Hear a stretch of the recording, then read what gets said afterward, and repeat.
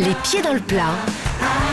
Cyril Hanouna. Vous connaissez James Cameron, le réalisateur. Bien sûr. Réalisateur de Terminator, réalisateur du Titanic, Avatar. d'Avatar, etc. Mais ce qu'on sait moins sur lui, c'est qu'il s'est découvert une véritable passion. Une passion pour l'exploration des grands fonds océaniques.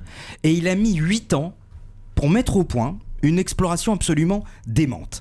Cette exploration, c'est quoi ? C'est le record de descente du monde en profondeur sous l'océan. Alors, comme ça vous dit rien. Mais en fait, il a réussi à aller jusqu'à 10 898 mètres de profondeur avec un petit bathyscaphe.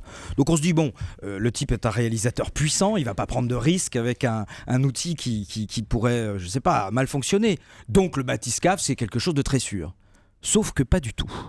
Il faut savoir qu'il y a un an, il a utilisé un petit robot d'exploration qui s'appelle le Nérousse pour faire exactement la même chose. Le Nérousse. Le nez rouge. Le Nérousse. Et le Nérousse, qu'est-ce qui s'est passé ? En plongeant dans la fosse de Kermadec, eh bien, il a implosé complètement. Et donc, cette exploration aurait pu se terminer de manière très très tragique pour notre réalisateur Cameron s'il y avait eu un défaut. Or, figurez-vous, il y a eu un défaut. Il y a eu une fuite. Là, il y a une fuite, bah oui, forcément. Pierre, Pour que ça implose, faut forcément qu'il y ait une fuite. Dites-lui la vérité, Pierre, parce que vous me regardez depuis tout à l'heure. Pardon ? Dites-lui la vérité. Déjà, le personnage m'intéresse pas du tout. Caméra. Non, mais, Vous parlez de James Cameron ou Thomas Hervé ? Non, pas Thomas Hervé. Le metteur en scène ne m'intéresse pas. Voilà. Alors, et donc c'est fini ? Et c'est fini. D'accord, merci. Bon, déjà, on sent que je pense pas que vous allez gagner. Après, Pierre peut changer d'avis. Hein.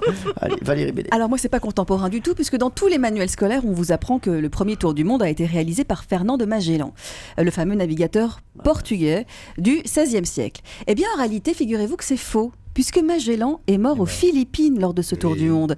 Il n'a donc évidemment pas pu boucler cette expédition. Du coup, l'histoire voudrait que ce soit les membres restants de son équipage qui seraient les premiers hommes à avoir bouclé ce tour du monde. Mais là aussi, on murmure que ce serait faux. Car si tous les historiens ne s'accordent pas sur la véritable version de cette histoire, je vais vous révéler tout de même qui pourrait être la première personne à avoir effectué un tour du monde. Son nom, c'est Enrique de Malacca. Non, de Malacca. Il était originaire de Malaisie et il a été acheté comme esclave en 1511 puis ramené en Espagne. Lorsque Magellan décide d'entreprendre son tour du monde, il prend donc avec lui Enrique pour lui servir d'interprète. Donc l'expédition de Magellan, elle part vers l'ouest. Écoutez bien, pour effectuer le tour du monde vers les Amériques. Mais Enrique, lui, il a été ramené des Philippines depuis la route à l'est de l'Espagne, donc en passant par l'Inde et l'Afrique. Lorsque l'expédition de Magellan arrive donc en Asie du Sud-Est, Enrique de Malacca vient donc d'effectuer le tour du monde, le premier de l'histoire. C'est donc à un esclave que l'on doit cet exploit. Je rappelle tout de même que cette histoire est une guerre entre historiens parce qu'évidemment ils ne sont pas tous d'accord. Mais je trouve que c'était assez beau cette Sylvain histoire. Tesson a l'air de connaître cette affaire. Sylvain, vous dites quoi vous sur cette version ? Tout le monde sait que Magellan n'a pas terminé son voyage, mais je ne savais pas qu'était contesté l'équipage. L'histoire du retour des 18 membres d'équipage qui sont restés. Hein, c'est ça, c'est 18, vous confirmez ? Non. Il y a Jean-Francis qui était là, ils étaient 19. Il y a un débat de spécialistes, comme dirait Mais je Cyril. trouve que c'est assez joli cette bataille autour d'un esclave qui serait le premier homme à avoir fait le tour du monde. Malgré lui. Malgré lui, exactement. Et vous avez appris quelque chose à Sylvain, donc ça c'est important. Sylvain Tesson, vous avez appris quelque chose. Mais j'ai aussi appris quelque chose avec Cameron, c'est qu'à chaque fois on touchait le fond. Bravo Sylvain.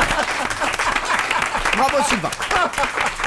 Voilà, donc Sylvain. Il y a une troisième histoire, si je ne me trompe. Oui, il y a une troisième histoire. Et Sylvain, il est bien dans l'ambiance des pieds dans le plat. Il a compris qui était la brebis galeuse. Allez, Jean-Luc Lemoyne. Je vais vous parler d'un petit explorateur peu connu, mais qui gagnerait la lettre plus, Christophe Colomb. Ah oui. Et on le connaît tous pour avoir découvert l'Amérique en 1492. Mais ce qu'on sait moins, c'est qu'il a échappé à la mort grâce à une éclipse de lune. C'était en 1504, lors de son 4e voyage au Nouveau Monde. Christophe Colomb s'échoue avec sa caravelle sur une plage de Jamaïque. Et à court de nourriture, il se retrouve dans une situation désespérée. Seule solution pour survivre, demander de la nourriture aux indigènes. Mais le problème, c'est que les Castillans n'ont pas vraiment bonne réputation dans les Caraïbes, et les Indiens refusent de lui fournir des vivres. Ils sont même particulièrement hostiles. Donc devant une mort certaine, enfin soit par la faim, soit tué par les indigènes, il vient une idée à Christophe Colomb. Il avait avec lui un almanach, des éclipses, et se souvenait qu'une éclipse de lune allait se produire d'une seconde à l'autre. À ce moment-là, il faut avoir très confiance en ton almanach, parce que si tu te trompes, il a menacé les indigènes d'abattre une colère divine en faisant disparaître le ciel s'ils ne lui fournissaient pas des vivres. Les indigènes ne le prirent pas au sérieux, Mais quelques secondes plus tard, la lune couvrait le soleil, plongeant l'île dans la pénombre. Affolés par ce qu'ils pensaient être un pouvoir divin de Christophe Colomb, les indigènes lui ont donné immédiatement la nourriture, ce qui sauva le célèbre explorateur. Et évidemment, ça vous dit peut-être quelque chose. Sachez que c'est cette véritable histoire qui a inspiré Hergé pour Tintin et le Temple du Soleil. Oui, ça vous le saviez, ça. Je connaissais l'histoire du Temple du Soleil, mais je connaissais pas les sources. Moi, j'ai adoré l'histoire de Jean-Luc Lemoyne. C'est une belle histoire. Vraiment, Jean-Luc, une fois de plus, vous avez volé sur cette bataille des scouts parce que Pierre Bellemare est d'accord avec moi. Non, mais je rêve l'influence que vous Vous avez. avez vu comment il C'est comment, terrible. vous avez vu, c'est Terrible. monstrueux. Terrible. Hein, cette autorité comme ça pour vous influencer. Pas Pour du la tout. complicité. Quelle ouais. honte. Pierre, qui avait le meilleur Oui, scoop? mais c'est vrai que c'est lui quand même. Voilà. Europe 1, les pieds dans le plat, Tous les jours, 10h30, 12h30. Cyril Hanouna.